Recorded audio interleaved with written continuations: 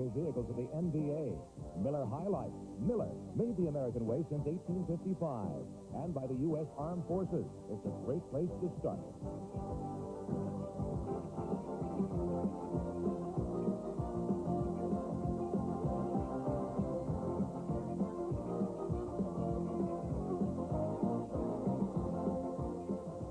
From the Springfield Civic Center in Springfield, Massachusetts, it's the Hall of Fame game with the Dallas Mavericks and the world champion Boston Celtics.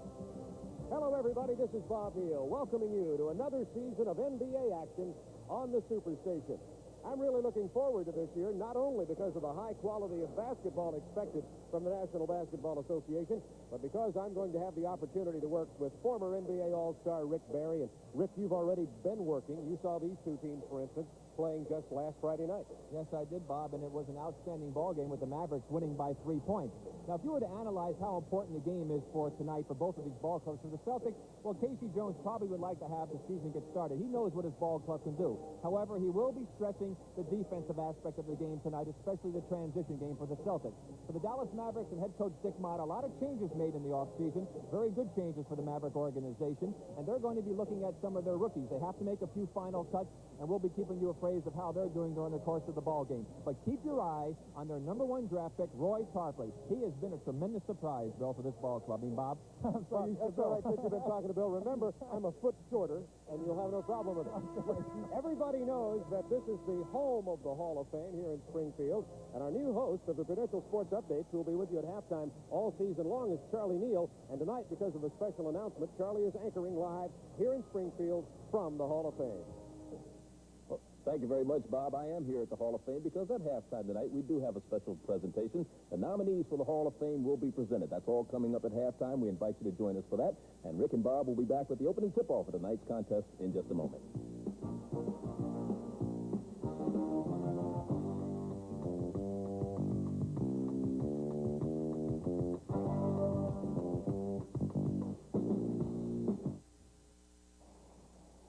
Just moments away from tip-off now at the Springfield Civic Center. Let's have a look at the starting lineup for tonight's game between the Dallas Mavericks and the world champion Boston Celtics. First of all, for the Mavericks, Mark Aguirre, Sam Perkins will be at forward, James Donaldson at center, Derek Harper and Rolando Blackman at the guards, and Rick Barry. No change in that starting lineup from what we saw in the playoffs last night. No, and an outstanding lineup it is. Aguirre, of course, such a strong offensive player. Perkins coming along, as you see head coach Dick Motta, his new assistant Richie Abudado, who is also putting in some real interesting concepts defensively with his experience working with UB Brown. We'll talk more about that as the game goes on. But the one player I think that is going to be the key to the Dallas Mavericks is going to be Derek Harper. He is the man that has got to do it for them and be the inspirational leader out there on the court. And the world champion Boston Celtics.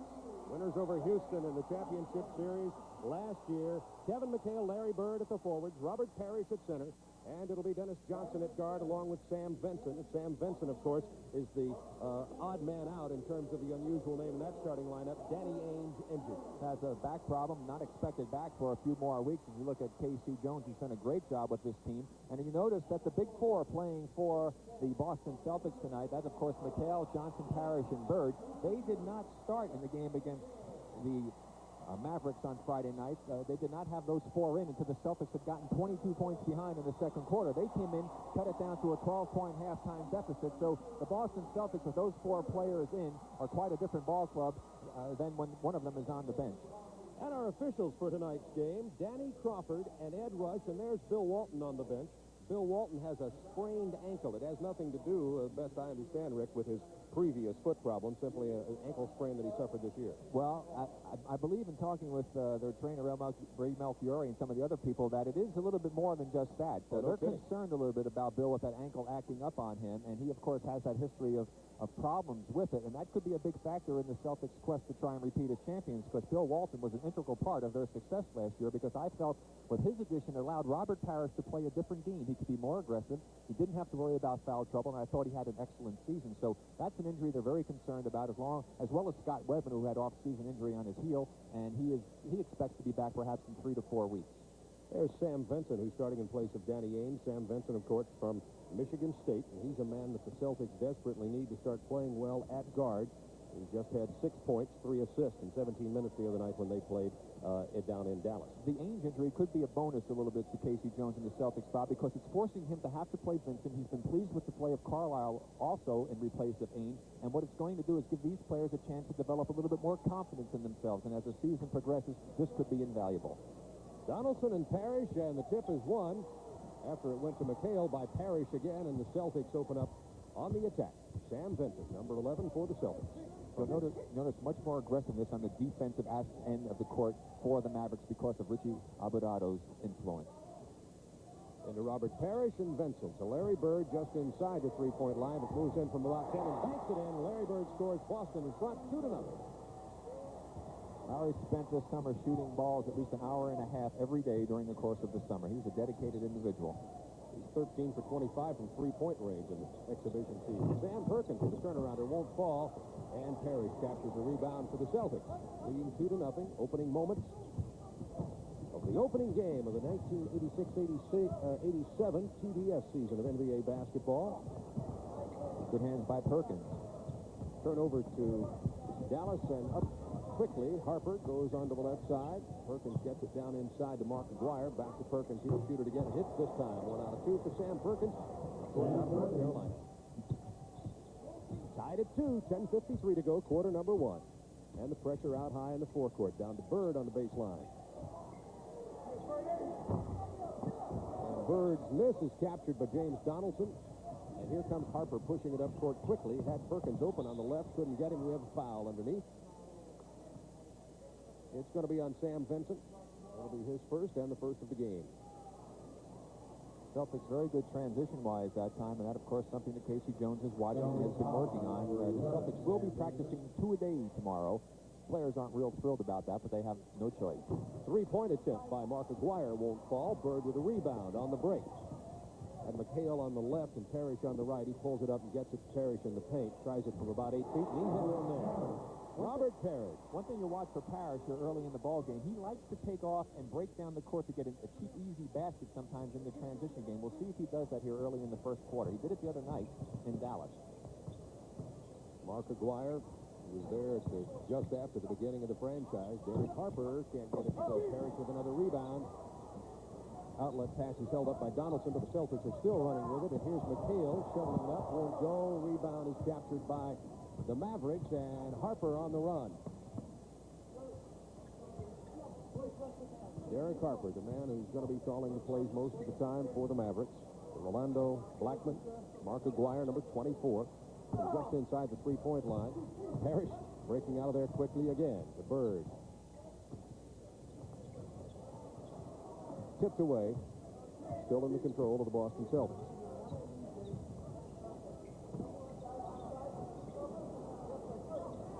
They'll work that till something opens with it. The ball thrown away by Parrish, but captured by Dennis Johnson. Tries one for 3 and hits it. Dennis Johnson for 3. He had to take that shot, Bob. There was only 2 seconds on the 24-second clock, so he was forced into it, and he came away with the winner. And Boston leads 7-2 early here. Mavericks down low. Everybody trying to get big enough to match up with teams like Boston and Houston. Nice hands by Bird on the anticipation. Good save by Donaldson. Here comes Dennis Johnson. Celtics have it 3-on-3.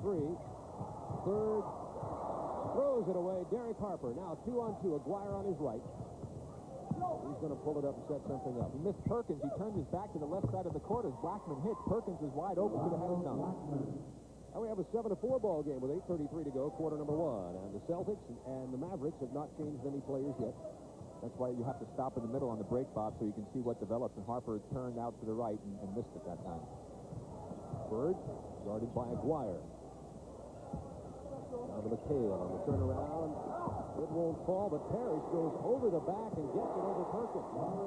Parrish goes up high and gets the rebound. Now has 4 points. 9-4 Boston.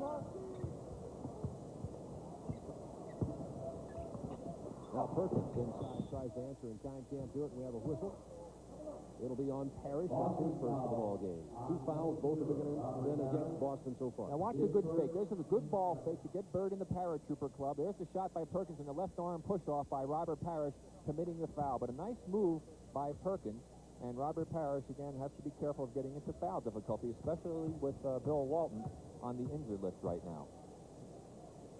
Sam Perkins going into his third year in the NBA out of the University of North Carolina. He had 11 points, 7 rebounds in 25 minutes when these two teams played last Friday. It'd be interesting when you see Tarpley coming to the game later. They could put a lineup of Perkins putting the small forward, which he really plays more like, have Tarpley playing strong forward, and have Donaldson in the middle, and that will give them quite an impressive front line.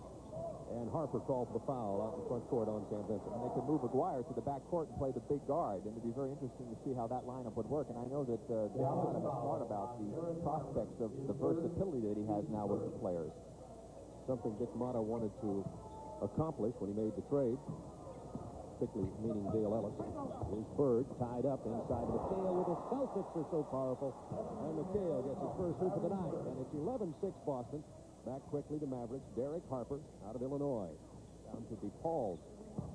Mark Aguirre tries to turn around against McHale, and that's a tough one with the longest arms worn by number 32. 3 seconds called and a turnover. I think Mark got confused that time. He was looking at the blue paint, and of course the NBA line extends beyond the college area, and you would think he'd be used to it because he looked down at his feet and realized that he definitely was in that lane for an excessive amount of time. You have to be careful when we say in the paint tonight, because you might be in there and not in the paint. Three-point attempt by Bird. This one won't go down. Rebound, James Donaldson. He really helped this Mavericks team last year when he joined them midseason. Mark Aguirre. It's 11-6, Boston. 7 minutes remaining, quarter number 1. The Mavericks are not getting any early offense. Blackman fires from the outside. They had much better transition in their game Friday night. It's one of the reasons they jumped out to that big lead. They're playing rather sluggish this evening. Parrish. He gains control to Johnson. It's a 3-point attempt. Either and from behind, the foul will be called on Kevin McHale. And we have a timeout. May see some new faces here. We'll check for you in just a moment. Right now, it's 6:44 to go quarter number 1. Celtics 11, Mavericks 8. This program is authorized under rights granted by the National Basketball Association solely for the entertainment of our audience, and any publication, reproduction, or other use of the pictures, descriptions, or accounts of this game without the express written consent of the National Basketball Association is prohibited. You're looking at some of the fans here. Nearly 10,000 at the Springfield Civic Center. This game has been sold out since last summer. Boston and Dallas in the annual Hall of Fame game. We talked throughout the course of the last 2 seasons about the inside scoring, that is from 12 feet and in, and how the team that usually dominates in that area invariably wins the ball game, or at least a high percentage of the ball games. And right now, Boston leading 6-0 against the Mavericks. The Mavs have only gotten 1 field goal of their 3 field goals off of their set offense. They are not executing very well on the offensive end of the court at this present time. So the half-court offense now. Derek Harper. Sam Vincent on him very tightly. 2 former Big Ten players. And it's almost slapped away by Larry Bird. It is slapped away, but it'll remain in the possession of the Dallas Mavericks. Larry Bird, as somebody from Boston said, looks to be in mid-season form here as he winds up the preseason. Did a lot of running in the off-season. He's actually lost weight. Left hand of Perkins won't go down. 11-8. Boston by 3. Sam Vincent starting at guard and placed the injured Danny Ainge.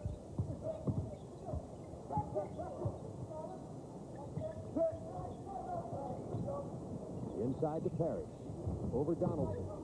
Tried to bank it. McHale is there for the rebound. He'll put it back up again and get it to rattle in. And it's 13-8 Boston. You have got to block Kevin McHale off the board. That time Sam Perkins did not do it, and he had an easy pass in to get that offensive rebound. McHale and Parrish both with 4 points each. And Boston dominating the rebounding so far in the second shot attempt. Quickly, here's Parrish, just as you said, Rick. Quickly having on the break. And he will do that early in the ball game, and you can look in the second quarter if McHale's in, and he usually tries it. It's as if they take turns in the quarters. And later in the game, they don't do it as frequently, but they invariably try it early in games. 5.5 minutes to go in the first quarter. 15-8 Boston. Wide open is Perkins. It won't fall. He's missed several. Aguirre can't get it to go in, but he keeps at it. Now it's blocked, and the foul's going to be called on Kevin McHale. I'm sure Casey's not pleased about that. And we'll watch Boston on the break, and you see Parrish just took off and just legged it down the court as Vincent gets it to Robert, and Robert takes it right past Harper for the easy layup, and that's just good foot quickness on the part of Robert Parrish. He's one of the best running centers in the NBA. Aguirre goes to the free throw line, and he misses it. He get another one. McHale has 2 fouls on him now, and Kevin fouled out of the game last Friday night, even though he was high scorer with 21 points. It is 15-9 Boston.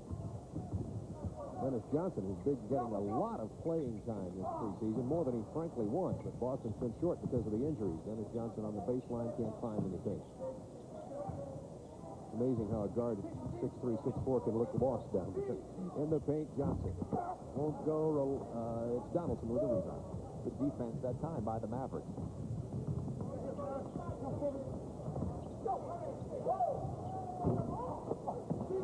And some real shooting problems early on here for Sam Perkins. Not a good shot to take that early in their offense. You can get that shot anytime you want. Even though he was open, you can work for a better shot than that. And, of course, Sam hasn't been hitting the outside shot, so that's another reason not to take it.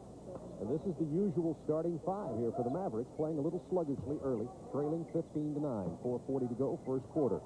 Bird outside the three-point line, steps inside, gets to McHale.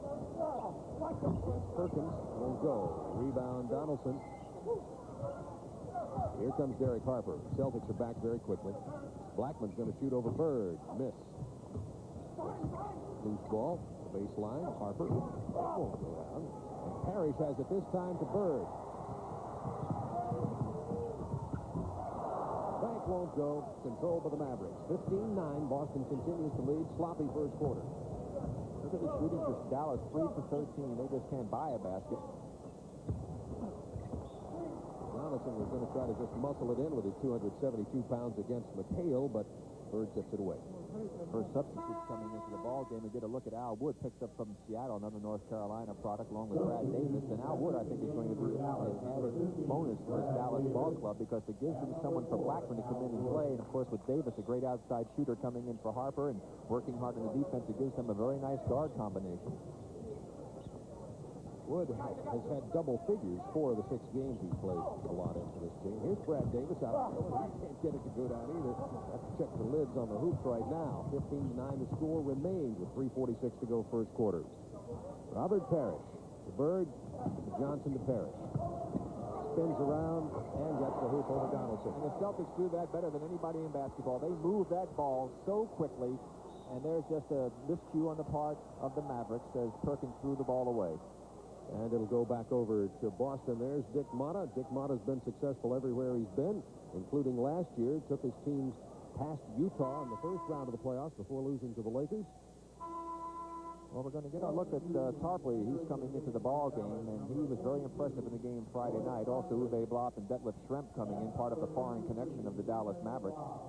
There's Tarpley.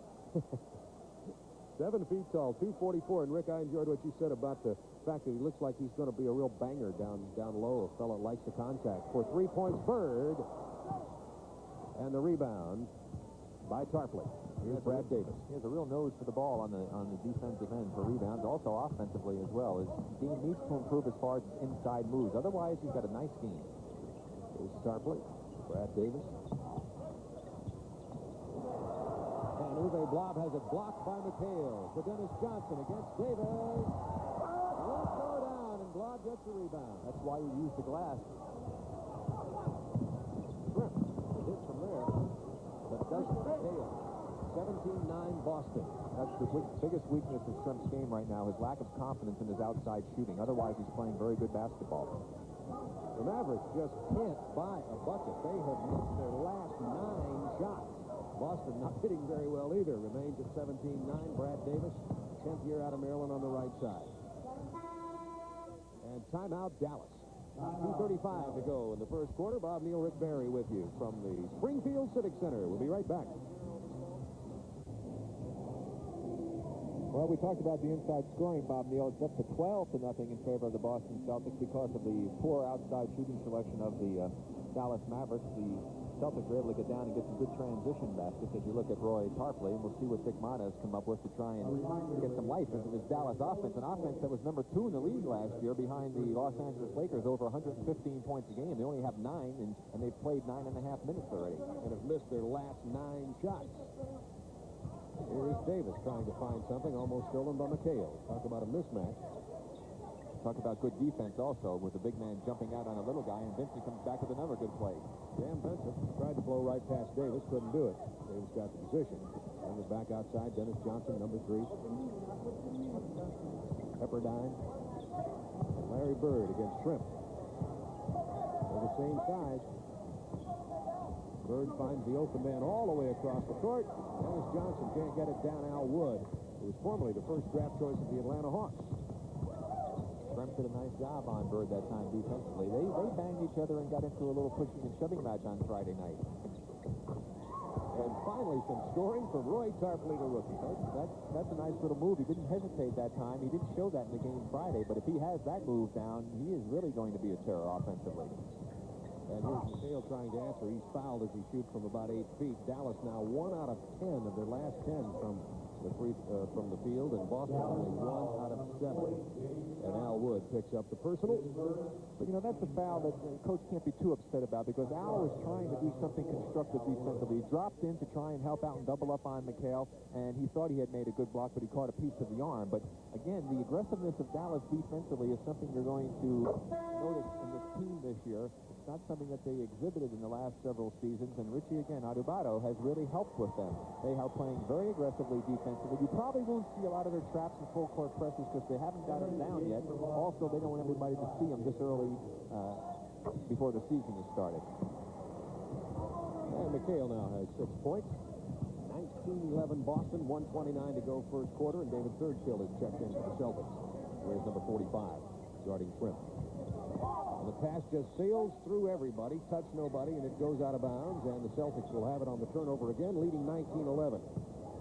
Dallas, of course, does not turn the ball over all that frequently. They've led the league in that department the last few years. Sam Vincent drives the baseline, gets rid of it, pays the price for it, and Tarpley playing tough since he entered here. Much like to almost threw it away. Thurchill misses it. Shrimp tries to pass the blob. It goes out of bounds. And once again, Dallas having real trouble getting their act together here. And this is something their coach does not want to see, because this is the final preseason game. 5 turnovers for Dallas, 2 for Boston.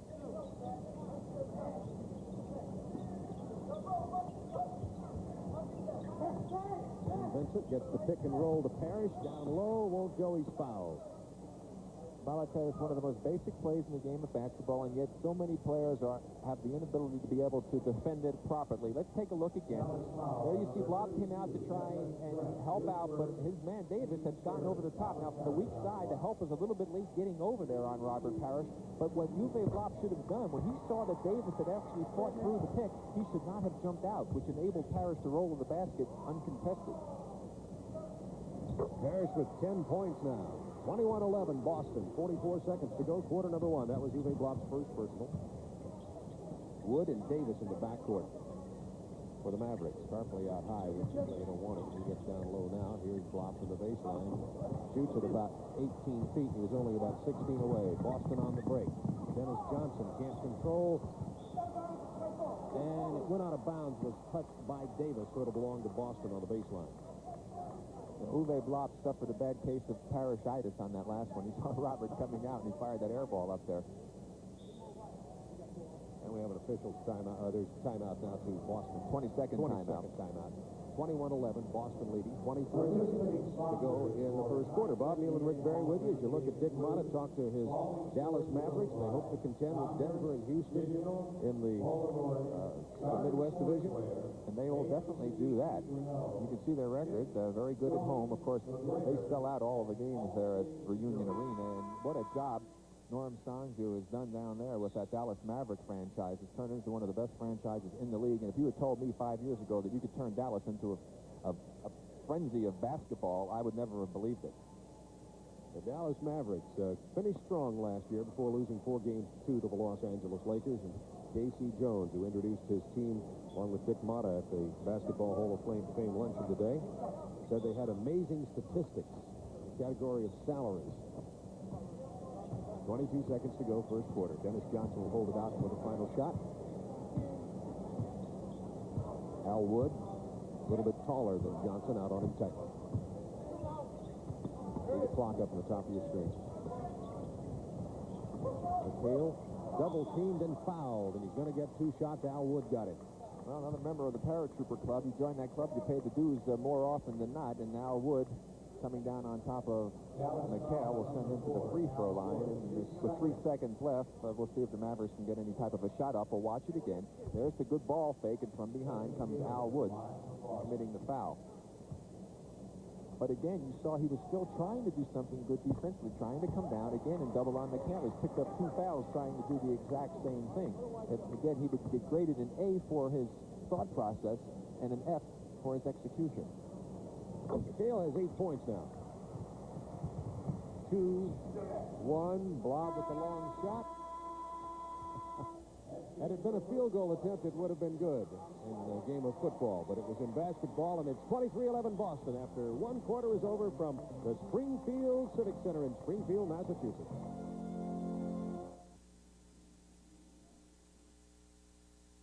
Boston leading 23-11 after the first quarter, and they're not exactly, it's not string music tonight. This is true. I mean, this is like a group of guys who found out in the street trying to put them together to become a symphony. This has not been exciting basketball. It's been very poorly played. 20% shooting on the part of Dallas and only 35% for Boston. Hard to believe that these are the same 2 teams that I saw on Friday night, which is actually one of the better exhibition games that I've seen in this preseason. And both teams struggling a great deal. Perhaps the Dallas Mavericks spent too much time touring the Basketball Hall of Fame, where Charlie Neal is ready to bring the halftime show to you from. They might have been launching some shots from the moving sidewalk basketball goal arena area, and there's the new assistant for Dick Motta. Ricky Dubato sitting on the left. Worked with Hubie Brown. 23-11 Boston. Mavericks with the ball, opening of the second quarter. Feasting in now, a fine outside shooter for the Celtics. A good acquisition for them before last season. Here's Tarpley from outside. A shot that he's not good at hitting. He misses this one. Also, Greg Kite is in. Here's Feasting. And third kill. Back to Feasting. He's open from about 18, and it's good. As we said, he could shoot from the outside. And Rick Carlisle, you mentioned Rick Carlisle, who we'll be seeing in a little while, has had very good preseason game, shooting about 65%, something that he had been disappointed in previous years. Boston needs that big guard to shoot. If you can say Boston needs much, being the world champions, it'll belong to the Mavericks. 25-11.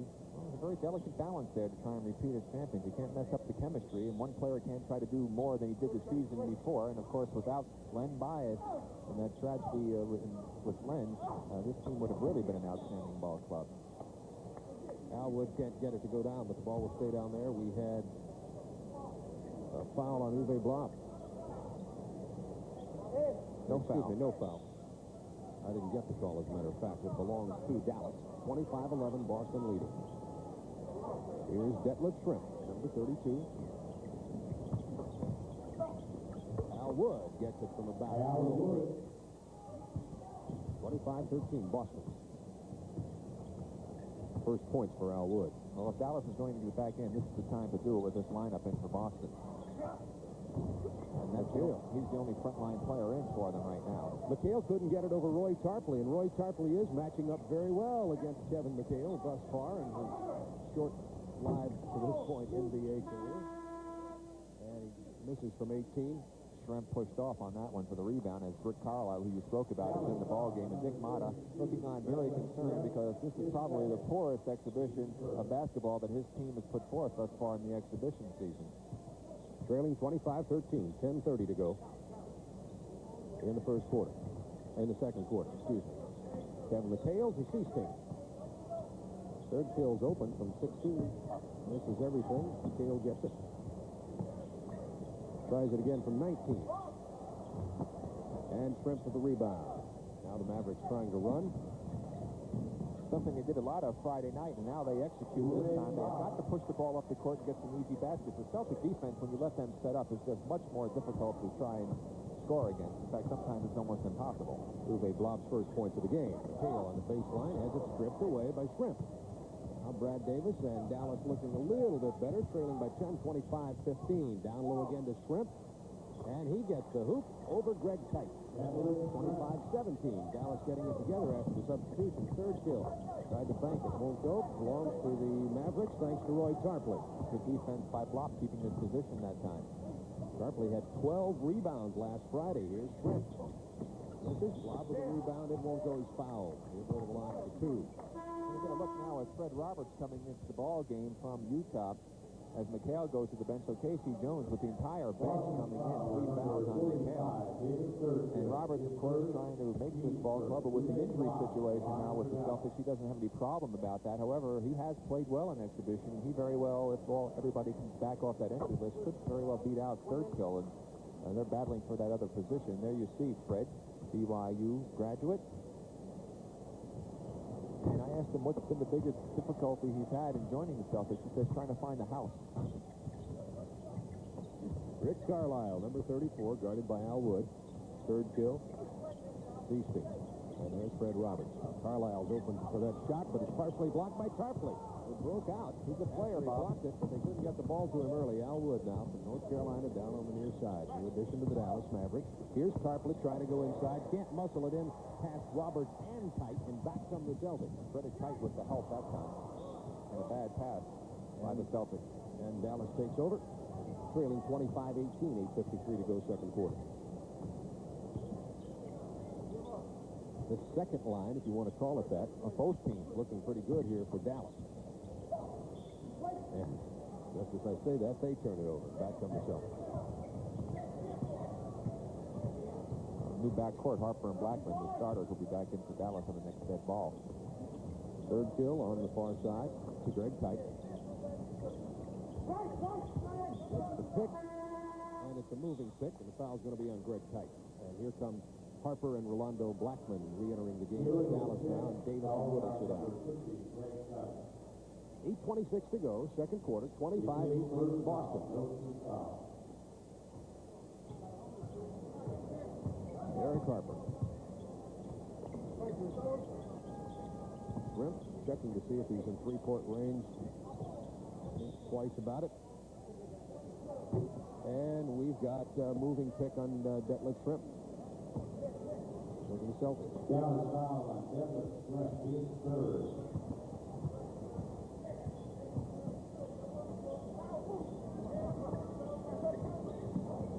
Almost picked off by Harper. Carlisle over in the corner. He's trapped. Here's third kill. Open for the 16-footer at it. He'll go down. David Thurkill gets his first points of the ball game. All of the Celtics find the open man when they get double teamed. There's a perfect example that time. 27-18 Boston. Tarpley just pulls up and shoots, and it rattles around and out. Gets the rebound. He'll take it right back up there. And won't score. The Mavericks still cold from the field. They can't get the ball to drop in for anything as though anything comes in. Another one of the foreign-born players on the Dallas team. They have several of them, don't they? 5 of them? Shrimp, Donaldson, Winnington, Blob, Blackman. Donaldson was born in England. His dad was in the service there. Here's Roberts against Tarpley. Back to Carlisle now. They had a great line. If you want to beat the Mavericks, take away the green cards from the players. Some of them. Carlisle tried to get it above Wennington. Couldn't, but Wennington fouls him. That's his first of the game. And Carlisle will go to the free throw line, where he's not quite as good as Rick Barry was, but he's a pretty good free throw shooter. Dallas foul on number 20. Well, thank you for the compliment. As we watch the play again, as Carlisle makes the move, you could see right over there the defense on the part of Tarpley laterally was not too good as Wennington came over late to try and help out. We were at the Basketball Hall of Fame last night. We watched Carlisle miss the front end of that one, and this was reminded again, Rick, that you hit 9 out of 10 free throws during your entire NBA career. That's still an incredible statistic to lead everybody. Well, I'll tell you, Bob, if you practice enough, you can do it because nobody's bothering you. Unfortunately, I don't think any players practice enough. A lot of games are lost at the line, that's for sure. Here's Fred Roberts. Open momentarily, but it closed fast. Third kill. Took an extra step or two, but no call. He was fouled as he went down into the paint, and it's going to be on Roy Tarpley. And Roy has to have difficulty having to guard a quick player like Thurkill. That's probably his biggest deficiency on the defensive end of the court is his lateral movement when he's up against a quick player like a David Thurkill. And he gets a rest because Roy Tarpley and Mark Aguirre comes back in for the Mavericks. At the end of the night's game, by the way, we'll be selecting the light beer most valuable player. Let's hope things get a little bit better here to make a clear choice for us. The third kill hits his first. Well, let's hope that we also, you and I agree on it, because then we won't have to call Joel Westbrook, our producer, or Mark Goldsmith, our director, in for any kind of vote. We'll try to avert that all year long. 30-18 Boston, 6:56 to go, first half. On the Springfield Civic Center. Bob Neal and Rick Barry with you, opening the Superstation NBA schedule. Approximately 75 games coming your way between now and June. A lot of basketball. Aguirre on the baseline, double team. Finds Derek Harper, however. And as usual, the Mavericks can't find a basket. Carlisle running the show for Boston at the moment. Going to Seasting. It's tipped away by Derek Harper.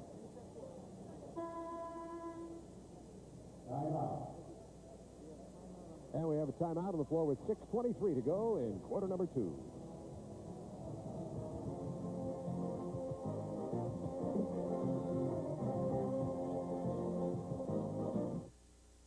We're not a company. Near side, Ames underneath the tail. Up it comes to Mahorn. Up to Isaiah. Way up to Dumars. Back to the trailer. Oh, he's dead. That's a Bernard Hudson. Nice pass. Too hard off the block. Rebound Byron Scott. The Magic Johnson in the lane. Goes to Worthy. Back to Magic. Down to Kareem. They suffer. America's game. It's fantastic.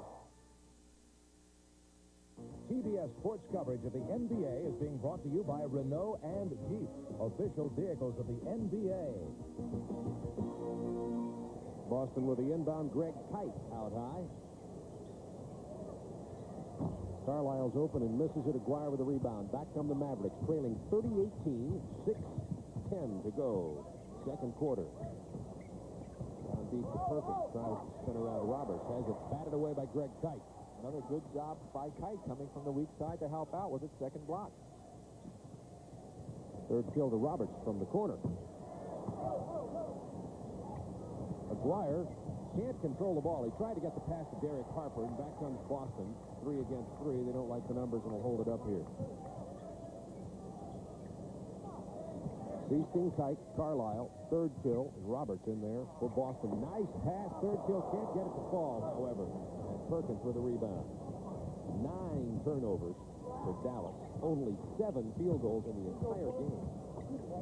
Talk about a sloppy game. That's exactly what that story is. 30-18 Boston leading. Blackman is wide open and still misses. He's one of the better shooters on their ball club. You can't ask for a much better shot than that. Fred Roberts, tight. He's in a lot of traffic and loses it. Aguirre can't get to it in time. You know, Bob, normally I would say you should try the win side if your outside game's not working, but Dallas has already tried that, and it's not working either. And as well as Dallas has been playing in the exhibition season, you have to think they're probably just looking ahead to their home opener.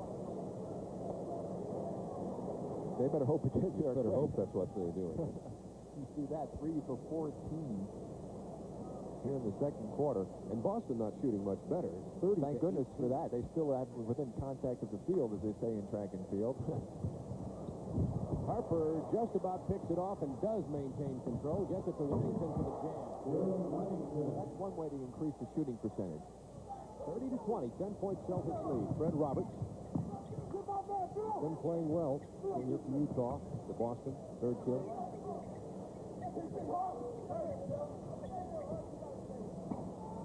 Roberts on the baseline misses everything. Caught the side of the backboard. And back comes Dallas, trailing by 10 now. Sam Perkins. Orlando Blackman. On the double pump, it'll go, and the foul. I knew that would go in, Bob. I was going to say something. I didn't want to interrupt you, because what will happen invariably is when you get wide open shots and you're missing, you'll have to take a creative shot like he just took, and invariably you'll make those, and you'll say, what is going on out here tonight? Fred Roberts in the bench. He double clutched from about 14, got it, and the foul. And he hit nothing but net either. You might notice the black band on the right shoulder of the Dallas Mavericks on their uniform, and that's in honor of the memory of Mary Crowley, the mother of the owner of the team, Donald Carter, who passed away this summer. They'll be wearing it at the start of the season, I believe, or until perhaps into December. And we got a foul against Dallas. It's going the other way. That was on Greg Kite for pushing off. It's 30-22. The Mavericks have pulled to within 8 points. Second foul on Kite. McHale is on the bench. He has 3 fouls early in the ballgame. 4:19 to go, second quarter. When you look at number 6 for the Mavericks, Myron Jackson, one of the rookies trying to make this ball club. He may have the inside track as far as being the 12th player on the roster. The other player would be Anthony Welch. And they're going to call one on third kill here as McGuire tried to fight around third kill to get the ball. Second foul on third kill. Myron Jackson's a player you might not have seen a lot on television. You might have seen him in the playoffs in the NCAAs. He went to Arkansas Little Rock. 6'3", 175. Great quickness. Be very good when they, if he makes the team when they install the press, as Aguirre will go to the free throw line on a nice move. And third kill is going to pick up another foul. That's his third. One thing I like about Mark, he gets the ball in his hands. You'll watch what he does. He looks to be offensive-minded. There he got third kill leaning to the left. There's the opening. Larry saw that he was going to be late coming over, and Bird actually hit him as well. They had their choice as to who to call the foul on that time, and you notice they didn't call it on Bird. I guess they figured that if third kill was guarding him originally, he deserved the foul if he hit him as well, since he got beat originally. Aguirre gets the first of the free throws. Mark Aguirre. A little bit of controversy with Aguirre in Dallas, but oh, what a player he's been. Only 2 points for Aguirre. Their leading scorer for so many years. He and Dick Mott, of course, have a constant battle going on. He's the leading scorer in the exhibition season, however, for Dallas, averaging 15.5 points a game. Has 2 in this game. Parrish on the turnaround. And Robert Parrish now with 12 points for the Celtics, and the lead goes to 9, 32-23, 3:31 to go in the first half. At halftime, we'll be going to the Basketball Hall of Famer Charlie Neal and Red Auerbach. Here's Jackson to Rolando Blackman. To Aguirre. He's not going to miss one. Once you play defense against Aguirre and get caught on the side and he gets it that low, it's usually history.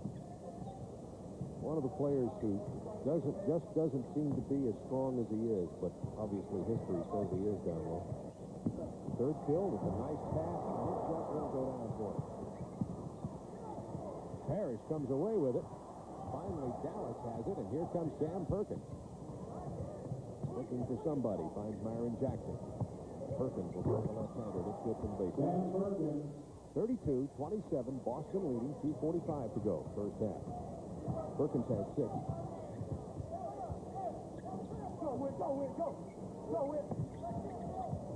Bird double team. He'll find the open man. There he is. All the way through the forest of green jerseys. Bird sees the double team. He finds third kill for the easy trip shot. 34-27 Boston. When you have 2 other jerseys around you, you know that one of your players is open someplace. Here's Myron Jackson. Had the open shot, took it inside where he didn't have it. It results in another Dallas turnover. Back from the Celtics, Dennis Johnson. 2 minutes remaining in the first half. The Bird outside the three-point line. He's missed a couple of those. Bird has been hitting those. He was 13 of 25 on three-pointers coming into the game. Down the lane. That one will go, but he's fouled.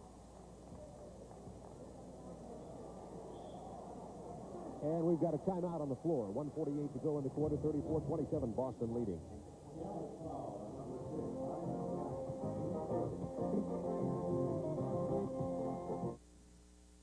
and Jeep, the official vehicles of the NBA, present the NBA Rule Book Quiz.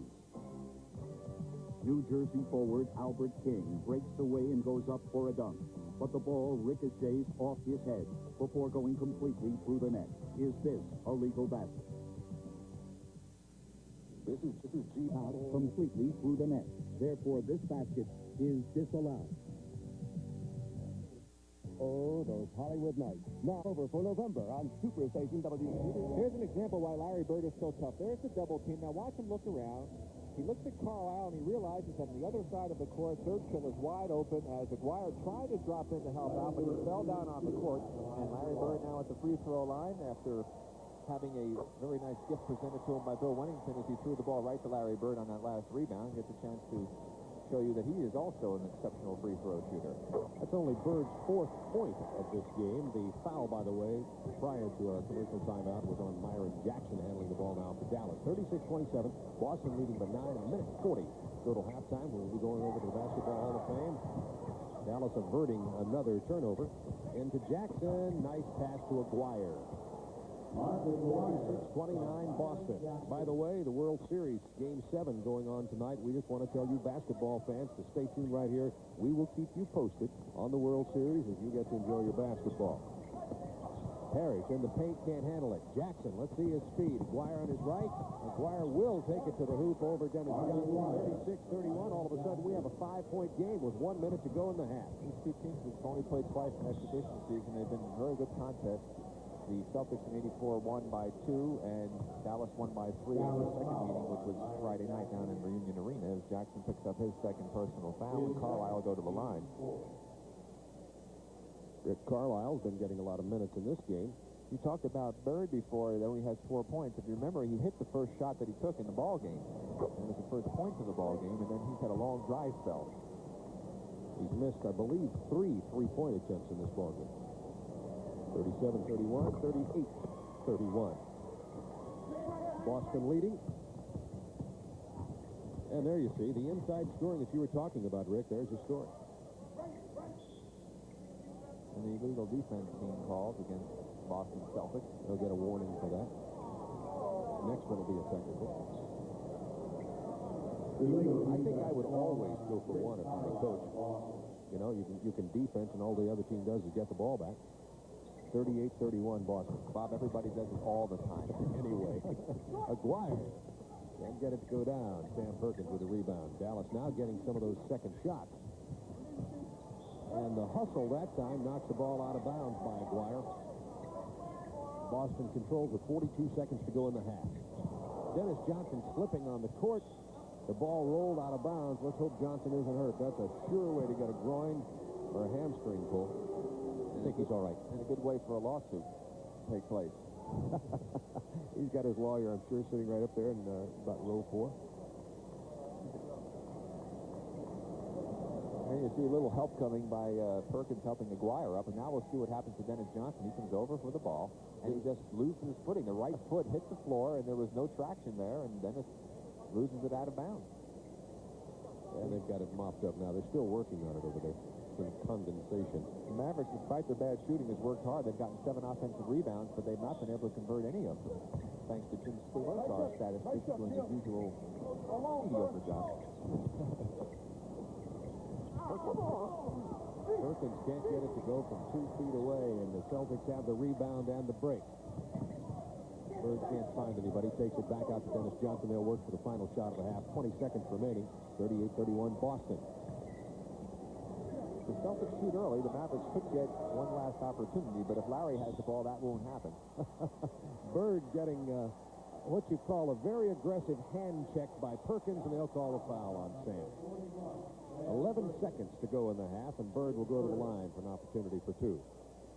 Well, he'll see it again. Perkins playing good defense right now. Look at Thurkill fall down battling with Aguirre, and now he just has his hand on Larry, and Larry knocks it off, and the official decides to call a foul against Perkins. And you see hand-checking taking place all of the time, but I guess you're not allowed to do it to Larry Bird, at least not in front of the official, in front of the entire arena. By the way, at halftime, we'll be going to Charlie Neal and Red Auerbach at the Basketball Hall of Fame, just a few blocks away from the Civic Center here, for the announcement of the nominees for the Hall of Fame. Here's Rolando Blackman. Stops and fires and scores with 4 seconds remaining. 40-33, Boston by 7. Bird, one hand. He's going to get a goaltend, so you can count it. From about 60 feet away, Larry Bird has it flipped out of there by Donaldson, and I think they're going to count it. There's 1 second left. Perkins is the one that went up, Bob. I have my doubts as to whether or not that ball actually was going to reach the basket. However, the official thought it was. Let's take a look and see if we can tell. From this angle, it'll be very difficult to see. But there's the toss by Bird. We'll see Perkins go up. And that ball, well, I tell you, the ball looked like it might have hit the rim. Looks like a pretty good call. Here's another angle coming down. Yeah, excellent call. That ball definitely had a chance to go up there. So Perkins with a bad play, and the Boston Celtics lead by 10 at the half.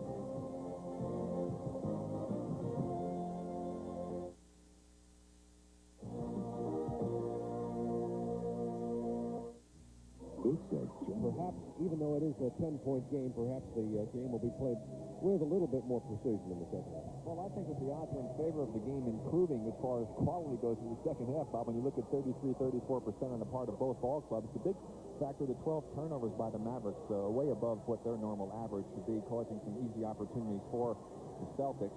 And I just really believe that the teams will play better in this second half, and I wouldn't count the Mavericks out of it. I think that they played so poorly that they've got to turn things around. But watch out for Larry Bird. He's not going to stay cold for an entire ball game. Here's the individual scoring. First of all, for Dallas, Blackman, Aguirre, Perkins, and Blob, the only ones with any points to really matter. And you see the rest of them just have kind of a field goal apiece. And the Boston scoring has been, well, not all that dissimilar. Robert Parrish is leading the way, has 12, and then come Bird, McHale, Thirdkill, and then not many points from anybody else. Notice that Thirdkill has 3 fouls, and I thought McHale had 3. We have him listed for 2 here. Let me just double-check. He does have officially only 2 fouls. McHale had fouled out of the previous meeting between these two teams. Of course, remember that Bird has 9, but 3 of those were a gift right at the buzzer at the end of the first half when Perkins went up and goaltended that desperation toss by Larry. Well, that's a look at the scoring of the game, and we mentioned that Dallas has 2 or 3 players that they're looking at, Rick, that may or may not make this roster. We saw Myron Jackson playing. He picked up a couple of fouls there. Looks to be an active quick guard, but I don't know whether he'll make this Dallas team or not. The decisions will have to be made. Of course, teams can carry 11 or 12 players during the regular season. Well, I would imagine most of them will opt for 12 players, especially to have someone hurt. You want to give someone a rest. If you're going to have any type of practice session, you really need to have those extra bodies on hand as you get a good look at, well, at least the side profile, Casey Jones. That's Chris Ford right there at the right part of your screen, one of his assistant coaches, along with Jimmy Rogers. Rick, something I noticed in the paper today, Ricky Sobers was waived, and I just wonder if Boston, looking for maybe some help because of injuries and such, might be interested in a player like Ricky Sobers with his experience, or somebody. What is your thought? Well, you never really know what Red Auerbach is up to. Red is one of those people that kind of works in mysterious ways, and it's no telling what he might do. However, I don't really believe that Ricky Sobers is a Boston Celtic-type ball player. Well, Red's down the street, so perhaps we can ask him. Al Wood there talking to Dick Motta. He's the new acquisition for the Dallas Mavericks. And they're going to have to go check the basket over to your right of your picture here. The cords are hung up on the basket to our right, so they're going to have to check the cords. There you see the basket with the nets all stretched out. So there'll be a little bit of a delay before we start the second half here. You know, I'll be interested to see if Dick Motta decides to maybe put a little bit of pressure on the Celtics here in the second half, use a little bit of what they've been practicing as far as their pressure defense, to see if he can get himself back in the game. They need to do something to generate a little bit more activity. They were rather stagnant. They didn't get good transition. They didn't get break opportunities like they had Friday night against the Celtics, and that may be just enough, just a little bit, I'm saying for a few minutes, to try and get something generated, to get the team pumped up a little bit, moving a little bit better. Well, the Boston Celtics will just go back down the road here from Springfield. And by the way, you're looking at some of the members of the Soviet team. I was just going to finish my point. Washington and Boston will play Friday, and Skip Carey and Bill Russell will bring you that game. The Soviet Union national basketball team, Rick, of course, you're very familiar with them from the World Championships in Spain. Well, it's a very exciting game against the United States team. Here's a three-point try coming up to close the gap in the closing minutes of the World Championship final game. You can see Lute Olson concerned. There's a score now, 85-80, and that's Kenny Smith with the ball for the U.S. team. They got a bit cautious, had a real big lead, and they got very tentative with their offense and caused a problem for them. David Robinson goes in on the move. He can't get it to drop. Now the Soviets will come back as Arvydas Sabonis gets the rebound, and another three-point try cuts it to a two-point game with under a minute to play. And now Kenny Smith is going to have to come up with what proved to be the biggest play of the ball game for the U.S. team, as they are trying to run time down on the clock. You see under 45 seconds left to play. And Kenny showing some of the poise that was necessary to pull this one out as you look at the other Soviet players looking on right now. They're going to be two Live. in the United States playing Alexander Volkov. collegiate teams. And Kenny made a basket on that play, by the way, to go down there and give the United States an opportunity to win that game. But they still had to survive a last-second three-point try by the Soviets that hit the rim and went off. And they did come away victorious, the first time in many, many years that they were able to win the gold medal in World Championship competition, amateur amateur range. Still working on the net there, as you can see. We're a 10-point game here at halftime. Just a little bit of delay till we get it started. Speaking of that, Sabonis, as we said, not with the team. And you just wonder, and this is, of course, pure speculation, you just wonder if, because he was, of course, drafted by Portland, and LSU's Dale Brown has been trying to get Sabonis the permission to talk to him about playing at LSU, and the Soviets have not agreed to do that. I wonder if that has anything to do with the fact that he's not on this tour currently. Well, it could very well be, and we're going to be back with the start of the second half in just a moment. We'll talk a little bit more about that situation.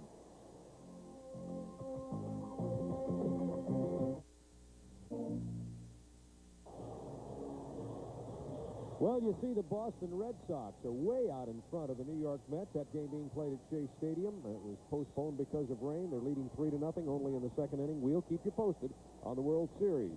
Basketball fans want to watch this. We'll keep you updated. Just stay right with us. Here it's 43-33 Boston.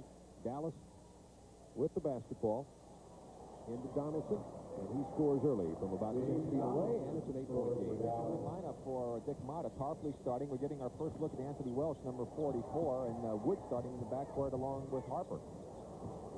Anthony Welsh out of the University of Illinois. Celtics have gone with the lineup that started the ball game for them. Harris to Bird. Like Larry walked on that one, got away with it. McHale keeps it alive to Vincent.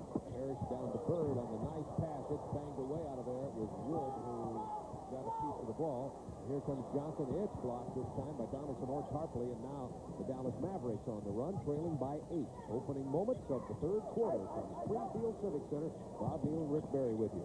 Here's Al Wood, and he scores, and all of a sudden it's a 6-point game as 2 consecutive baskets by the Mavericks to open the second half. And Vincent got lost, had no idea where Al Wood was on that play.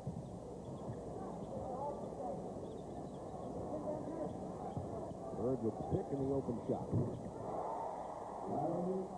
Larry Bird now with 11 points in the game. 45-37 Celtics.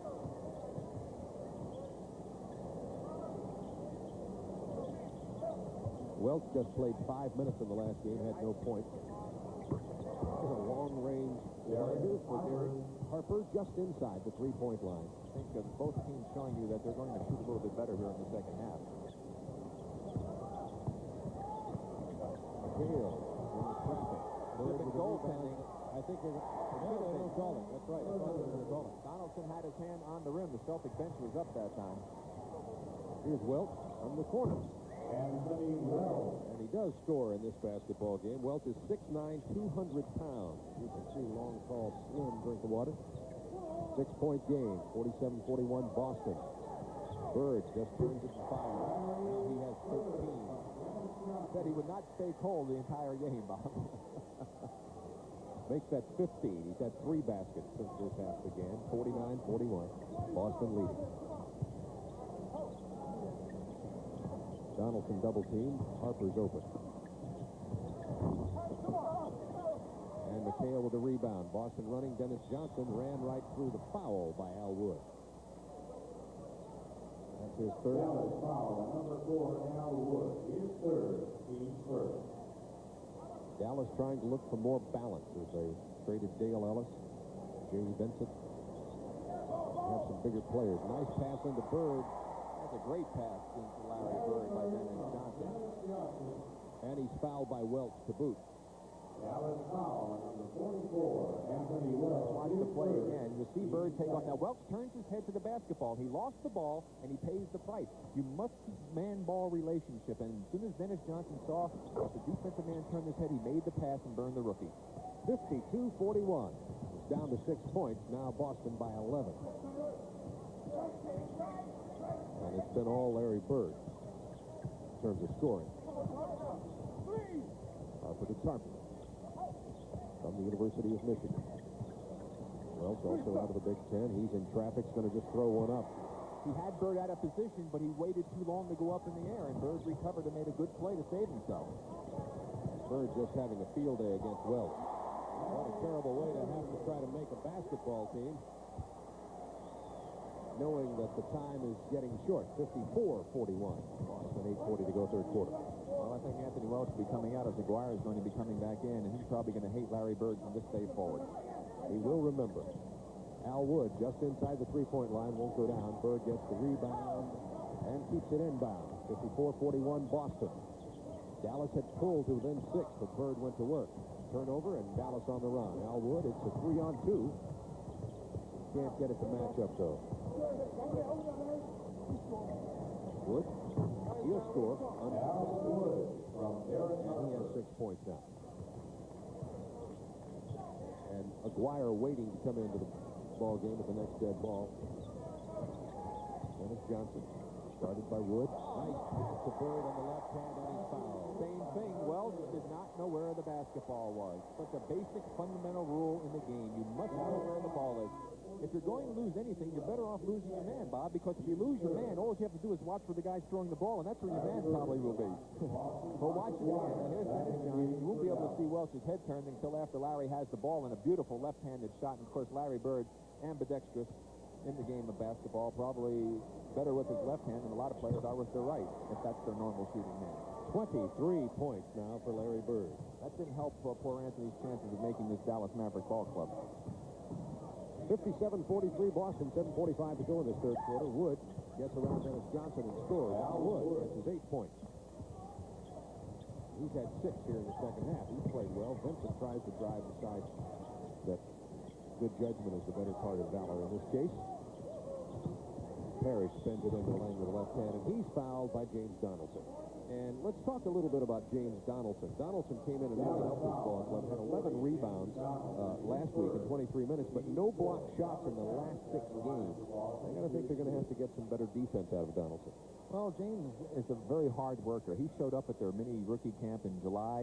He's been lifting weights. He's really improved his game over the last 5 years. I always thought that he would become a fairly decent ball player in the league when I first saw him at Seattle. And then, of course, he was traded down to the Clippers, and then he wound up in Dallas. And Dick Mott is very pleased with him and feels that he was really the first center that he's had on the Dallas team that really can be a contributing factor to the team's success. Well, he's a giant, 7'2", 272 pounds. And strong like an ox. Derek Harper. It's 58-45, Boston by 13. Aguirre against Mateo. Down low to Donaldson. Bounces it off his own knee. It'll be Boston ball. Bird against Aguirre now. He just stops and fires just inside. A little short. Wood fouled by Sam Vincent as he goes up, and he'll go to the line for 2. It's 58-45, 6:58 to go, third quarter. This is Boston. The only kind of questions you have about Boston is, are they aging, and can they hold up in terms of injury situations? We're going to answer some of those questions when we come back.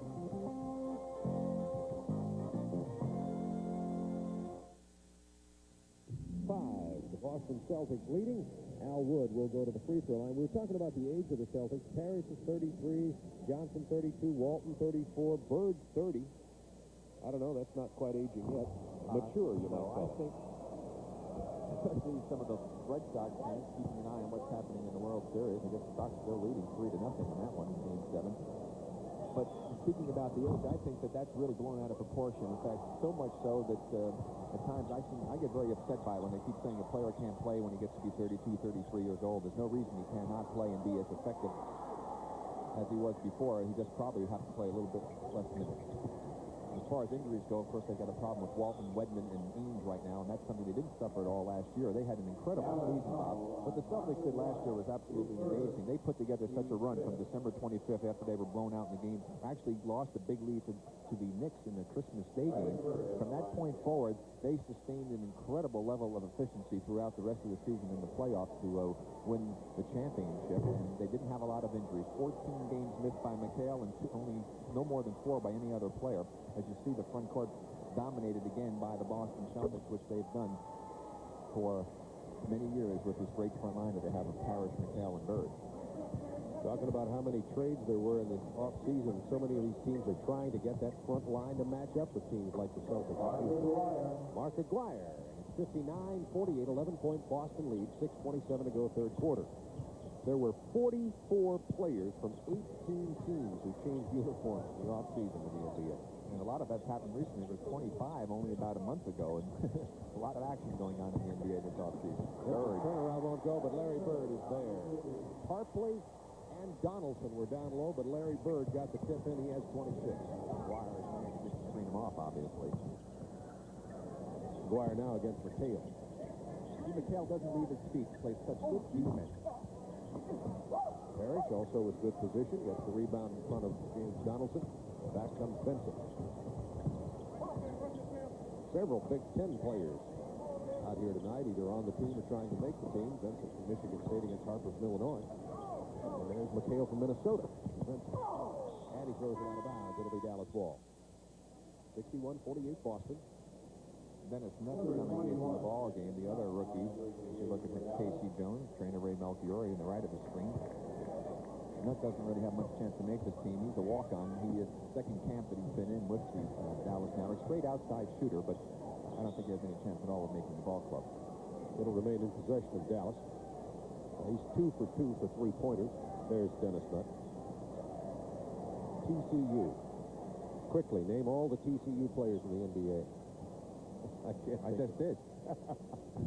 You win the silver dollar. I knew you'd know.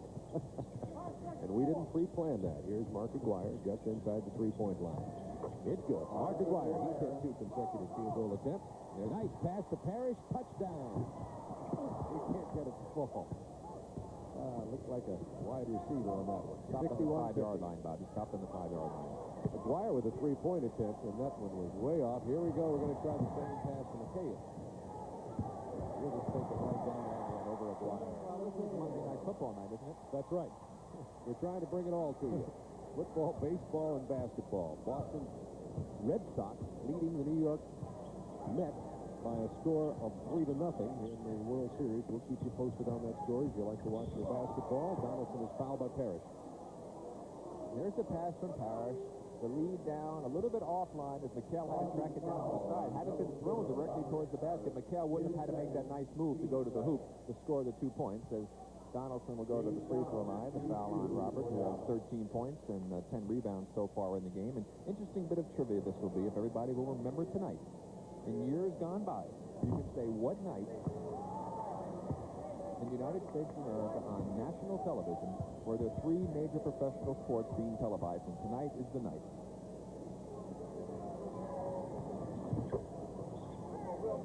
(63-51), Boston by 12 with 4:40 to go in the third quarter.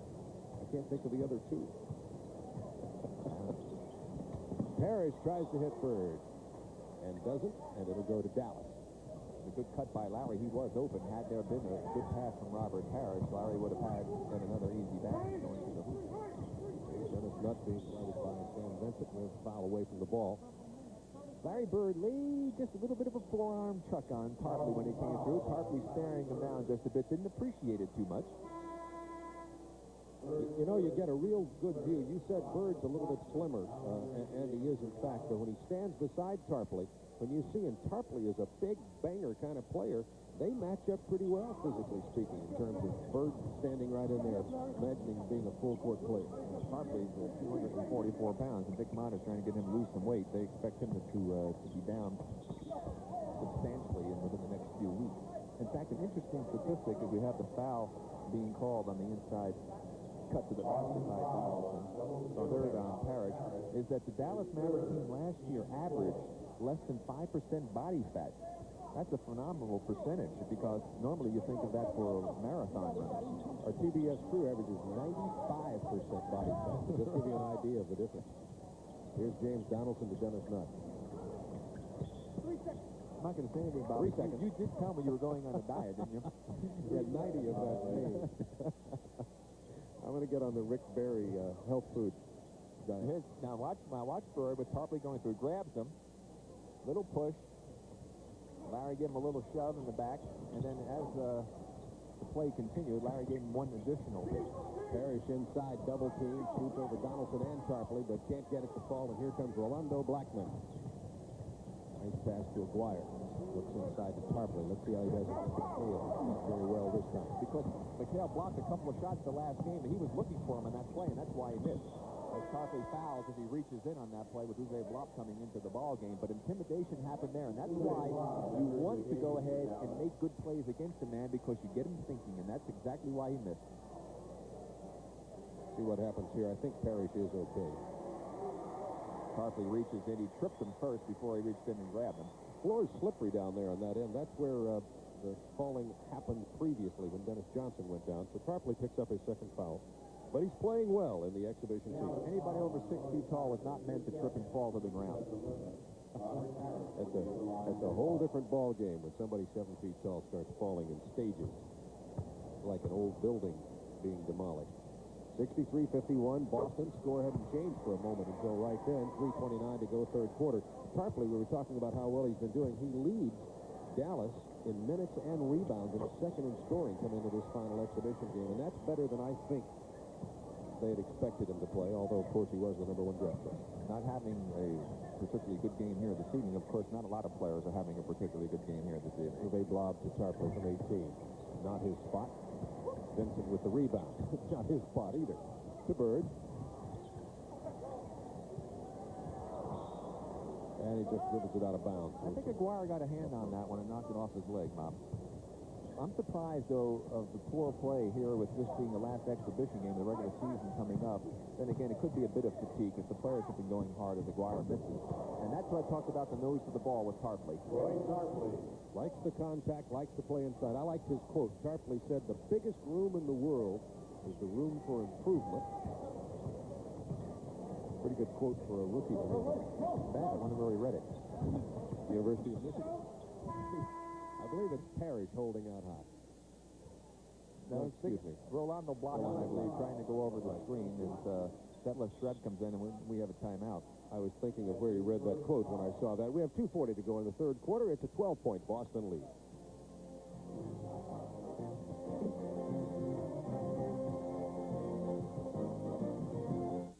It's time for another premiere of Friday Night NBA. World champion Boston and League MVP Larry Bird fights with Moses Malone, Manute Bol, and the new-look Washington Bullets. Live at 8:05 p.m. Eastern on the Superstation. Friday.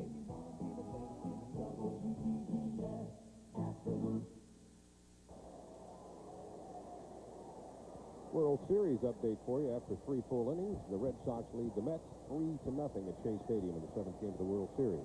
Here, 2:40 to go, third quarter, 65-53. The Boston Celtics, the other team from Boston. Dennis Johnson off the front edge.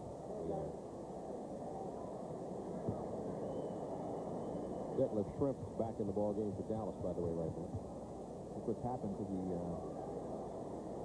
well, that's the free throw shooting percentages. Boston, of course, getting that inside game going at the free throw line a much larger number of times. 13-point Boston lead. Detlef Schrempf against Larry Bird with a block. Got to make a fake forward as we have a foul spotted, offensive foul. I think it was on Uwe Block. Make it Roy Tarpley. Away from the ball, his third foul. Dennis Johnson out in the forecourt along with Robert Parrish. McHale with the jump hook. And it's 58-53 Boston. Tarpley shouldn't feel too bad because McHale does that to everyone. McHale has 12 points. 2 minutes remaining in the third quarter. Dennis Nutt.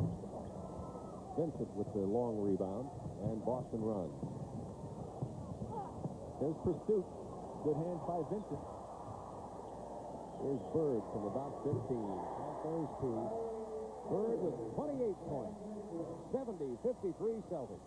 And talk about pursuit. Dennis Nutt coming from behind after the man beat him and knocked it away. That's something that Richie Adubato has been working with the Dallas team to do, and it worked very effectively that time, although Vincent made the play for Boston. Blackman, good. Rolando Blackman, who's not been filling it up tonight, just now has 10 points. He's got 15 in the game played down in Dallas. Bird's open again on that baseline over Schrempf. It's good. And he just lost Schrempf with a beautiful fake going to the outside. He got Schrempf leading, and he cuts back to the right baseline, and they hit him, and Bird is on a roll. As are the Celtics, 72-55 leaders with a minute to go in the third quarter. Blackman trying to get some help from Tarpley out high, takes it down the paint and gets the score. Bird is 21 points in the third quarter, 9 out of 10 from the field. Can't keep a great player down for long, Bob. Baseline McHale gets Tarpley moving again, and that'll be number 4 on Roy Tarpley. Uwe Blob was down there, too. Here's that play by Vincent we talked about after that nice pursuit play by Nutt. Vincent wisely gets the ball to the man with the hot hand, and Larry Bird responds as he has been doing with regularity here in the third quarter. I'm interested in your view about how Sam Vincent is coming along in terms of what the Celtics expect from him. Well, talking with some of the people here in the preseason, they have not been exceptionally pleased with his progress thus far. They've been happier with Rick Carlisle, although Casey Jones feels that he needed some extra time to build up his confidence, and he has been giving him that time in the last 2 or 3 ball games, and he has been doing some nice things out there. But he certainly has some talent, and he'll be of help to the Boston team as the season progresses. We're down to 30 seconds in the third quarter. Nutt gets the ball against Seasting. Nice turnaround move, and Jerry Seasting fouls Dennis Nutt. He'll go to the free throw line. Or you can bet he's a good free throw shooter. I bet he practices. I'm sure that he does. He is an exceptional shooter, although he has been rushing his shot here in the opportunities that he's had thus far in this ball game.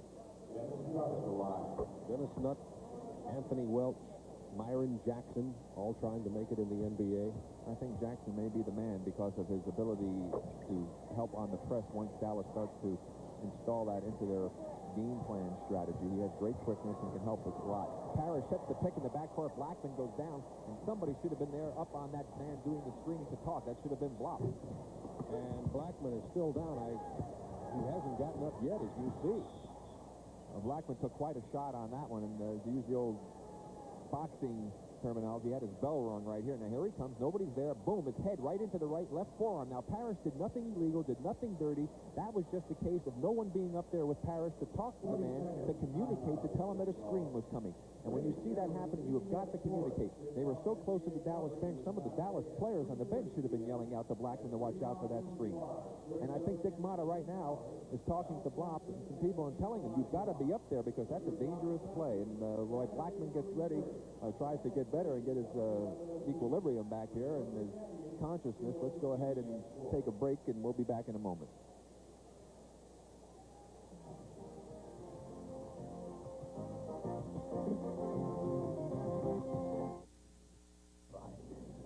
Big brother is up off the court and back on the court and looks to be okay. So he regained his, what was it, Rick, his equilibrium, his consciousness? I think for a moment he probably didn't get totally unconscious, but he was very close.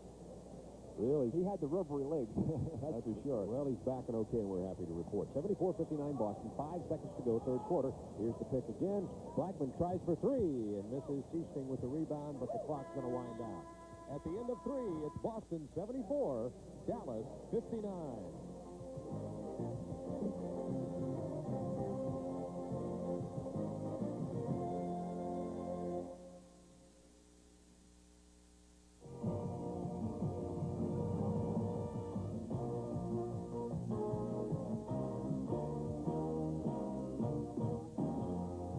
Basketball, the American game played worldwide.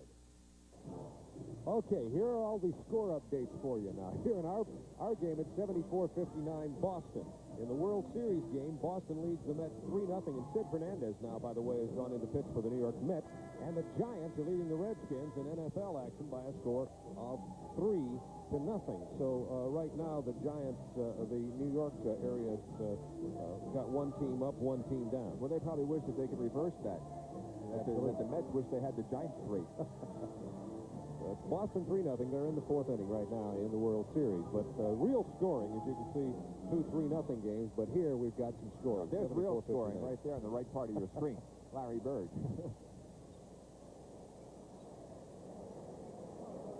Fourth and final quarter of the last exhibition game of the 1986-87 NBA season. Our opening telecast for PBS. We'll have another telecast for you coming your way on Friday. Skip Carey, Bill Russell will have the game for you. It'll be Washington at Boston. The world champion Celtics will be awarded the world championship rings prior to that game. We'll be bringing that ceremony to you. Tipped away by Blob. Controlled by Third Kill. Back to McHale. Turnaround jumper will go, and Blob gets the rebound and goes down over his own man. But it's still controlled by Dallas. Dennis Nutt. Number 21 with the ball on the far side. Perkins Wood entered the ball game for Dallas. And Roberts has come in along with Carlisle. Bob with the baseline hook. It won't go, and Roberts gets the rebound. Roberts from Brigham Young. Been playing well for the Celtics. First action for Roberts in the second half. McHale, 18, good. Over Uwe Blab. 76-59 Boston.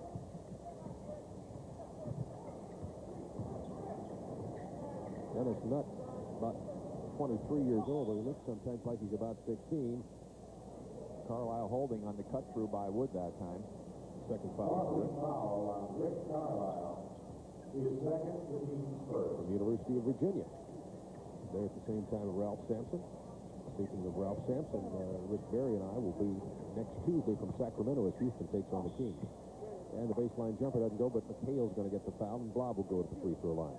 Kevin asked for the offensive foul. He felt that Uwe threw out the left arm on that play, and I have to agree with Kevin. I thought that Uwe did try to clear him out. You're not supposed to have any movement at all from the elbow up to the hand area. At least that's what Darryl Garrison was saying when he talked to the different teams, going over the rules, as he does at the beginning of every season, or during exhibition season, that is. 76-60, 16-point Celtics lead with 10:50 remaining in this ball game. Carlisle guarded by Al Wood. Darryl Garrison, by the way, is the head of the officials, for those who don't know. Rick Carlisle. Misses. He has not shot well tonight. Had been shooting 65% from the floor coming into this during the exhibition season, but not tonight. Hale tips it away from Perkins, but he gets it into Blob, and now he's got a foul, and it's going to be on third kill, possibly.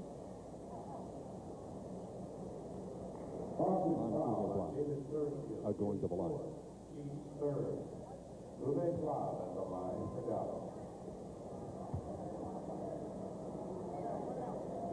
76-62 Boston.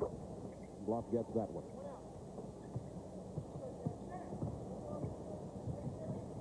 Jerry Seastrings.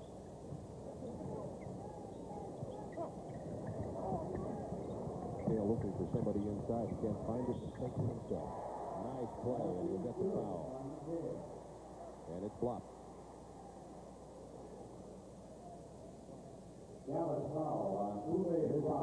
Move again. Kevin cut off just as a spin move, and you saw defensively out in the top of the key.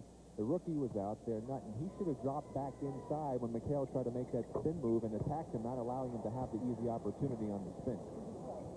McHale with 19 points, 6 rebounds in this game. Had 21 the last time these two teams met last Friday. 79-63 Boston. Nutt gets the pick, and he's open from 18. And he'll score from there. Third kill did not jump out that time when his man set the screen, who was Shrimp at the time. He got to jump out to prevent that easy jumper.